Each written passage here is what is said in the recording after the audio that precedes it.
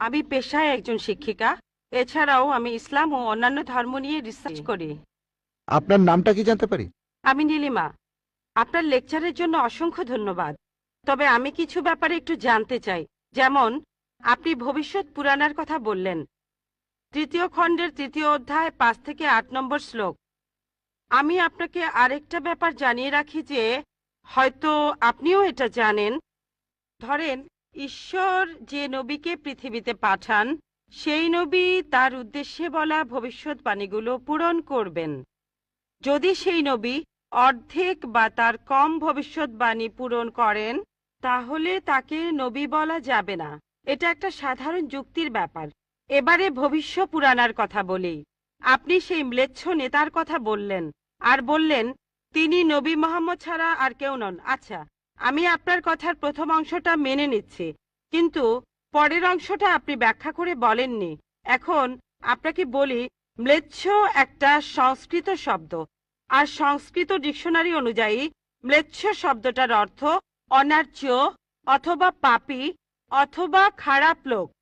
ম্লেচ্ছ শব্দটার এই তিনটা অর্থ হয়।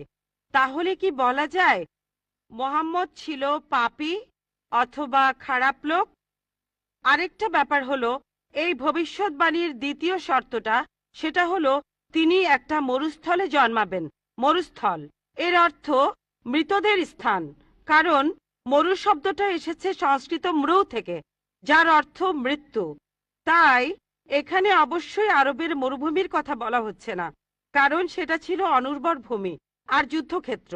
এরপরে আমি ৩ নম্বর পয়েন্টে আসছি। এই ভবিষ্যৎবাণীতে বলা হয়েছে যে এই ম্লেচ্ছ নেতা তিনি গোসল করেন পঞ্চগাভিয়া আর গঙ্গা নদীতে। আর এটা আমরা সবাই জানি যে গঙ্গা নদী, এই নদীটা আরবে নয়, গঙ্গা নদী রয়েছে ইন্ডিয়ায়। এটা পৃথিবীর সবাই জানে। এবার পঞ্চগাভিয়ায় গোসল করা সম্পর্কে বলি। পঞ্চগাভিয়া মানে গরু থেকে উৎপন্ন ৫টা উপাদান। এই উপাদানগুলো হলো দুধ, দই, ঘি, প্রস্রাব, গোবর। এখন ভবিষ্যৎবাণীটাকে সত্যি হতে গেলে এই কথাটাও তাহলে সত্যি হতে হবে। আপনি কি আমাকে পবিত্র কোরআনের এমন কোনো আয়াত দেখাতে পারেন যেখানে বলা আছে যে মোহাম্মদ গোসল করেছিল গঙ্গার জলে বা সেই ৫টা উপাদান দিয়ে, অর্থাৎ দুধ, দই, ঘি, প্রস্রাব আর গোবর? তাহলে আজকে ইসলাম গ্রহণ করব। Thank you sir. বোন, আপনি ঠিক বলেছেন যে ভবিষ্যৎবাণীর কথা বলা হচ্ছে, যদি তার অর্ধেকের বেশি পূরণ না হয় তাহলে ভবিষ্যৎবাণী ভুল। আমি একমত বোন, আপনার সঙ্গে একমত। আমি আপনার 3টি প্রশ্নের উত্তর দেব। দেখা যাক আজকে আপনি ইসলাম গ্রহণ করেন কিনা। এটাও হতে পারে আপনি আমার সঙ্গে একমত হবেন না। আমি যা বলবো, আমি একমত। ম্লেচ্ছ এই শব্দটা 3টি অর্থ আছে। ম্লেচ্ছ এর একটা অর্থ হলো অনার্য অর্থাৎ বিদেশি, আরেকটা অর্থ হচ্ছে পাপী, আরেকটা অর্থ হলো খারাপ লোক। আর দেখবেন ইন্ডিয়ায় হিন্দুরা সাধারণত মুসলিমদের বলে থাকে ম্লেচ্ছ।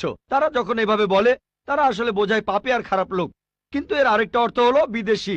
যখন আমি লেকচারে কোনো ধর্মগ্রন্থ থেকে উদ্ধৃতি দেই, সেখানে একটা শব্দের যদি অনেক অর্থ হয়, ব্যাপারটা এমন না ধরেন শব্দটার 4টা অর্থ আছে, তার মধ্যে 3টা অর্থ এখানে খাটে না, মাত্র একটা ঠিক হলেও অর্থ সঠিক হতে পারে। যেমন ধরেন কোরআন বলছে তোমরা শূকর খেও না।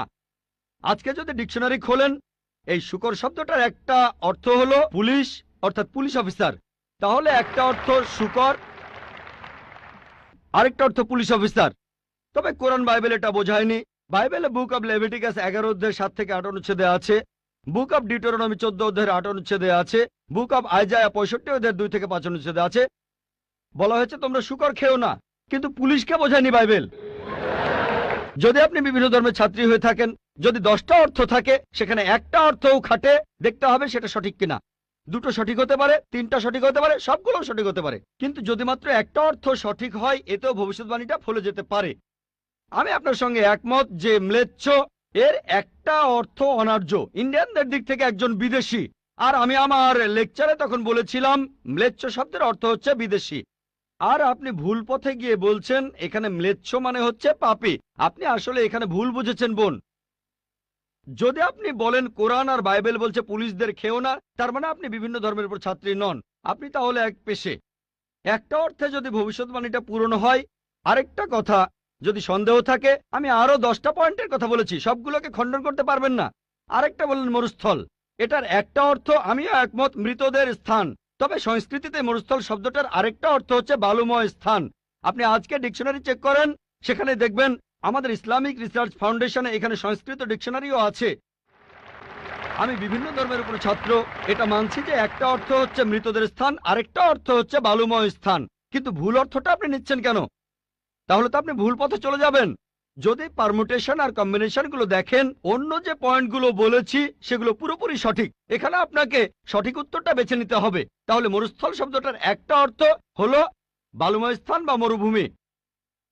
আপনার তৃতীয় প্রশ্নতে আসি, আপনি ইসলাম গ্রহণ করবেন ইনশাল্লাহ। তৃতীয় প্রশ্নটা, আমি যে ভবিষ্যৎবাণীটার কথা বলেছি যে নবী মোহাম্মদ সাল্লাল্লাহু সাল্লাম পঞ্চগর্ভে গোসল করেছিলেন গঙ্গা নদীতে, এখানে বুঝে নিতে হবে যখন আমরা বলছি যে হিন্দুদের রীতি অনুযায়ী যে কেউ পঞ্চগর্ভে বা গঙ্গায় গোসল করবে তার অর্থ বিশুদ্ধ হবে। একটা অর্থ শারীরিকভাবে গঙ্গায় ডুব দিলেন, আমারও মনে হয় না নবীজি ইন্ডিয়ায় এসে গঙ্গায় ডুব দিয়েছিলেন।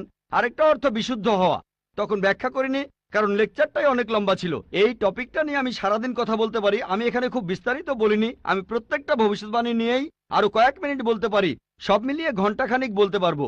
এখানে পঞ্চগর্ভে গোসল করা মানে হচ্ছে বিশুদ্ধ হওয়া। এখানে প্রসঙ্গটা বুঝতে হবে, শারীরিকভাবে গোসল করার অর্থ এখানে বলা হয়নি। আর আপনি গঙ্গার পানিতে ডুব দিলেই বিশুদ্ধ হয়ে যাবেন এমন কোনো নিশ্চয়তা নেই, বিশুদ্ধ না হওয়ার সম্ভাবনাই বেশি। এটা হচ্ছে হিন্দুদের রীতি অনুযায়ী বলা। তাই এখানে ভবিষ্যৎবাণীটা বলছে যে নবী মোহাম্মদ সাল্লাল্লাহু আলাইহি সাল্লাম পঞ্চগর্ভে গোসল করেছিলেন। তার মানে এই না যে তিনি এখানে এসেছিলেন, মানে হলো আল্লাহ তাআলা তাকে বিশুদ্ধ করেছিলেন। আমরা বিশ্বাস করি যে আল্লাহ তাআলার সকল নবী, সকলেই, হোক তিনি মুসা বা ঈসা আলাইহিস সালাম অথবা মুহাম্মদ সাল্লাল্লাহু আলাইহি সাল্লাম, তারা সকলেই ছিলেন মাসুম, তারা ছিলেন নিষ্পাপ, ছিলেন বিশুদ্ধ। তাহলে আল্লাহর সকল নবী, আল্লাহ যাদের পৃথিবীতে পাঠিয়েছিলেন, আমরা মানি যে তারা সকলেই নিষ্পাপ, সকলেই মাসুম, সকলেই বিশুদ্ধ। তাহলে আপনার উত্তরটাও পেলেন। আশা করি ইনশাআল্লাহ আপনি ইসলাম গ্রহণ করবেন বোন।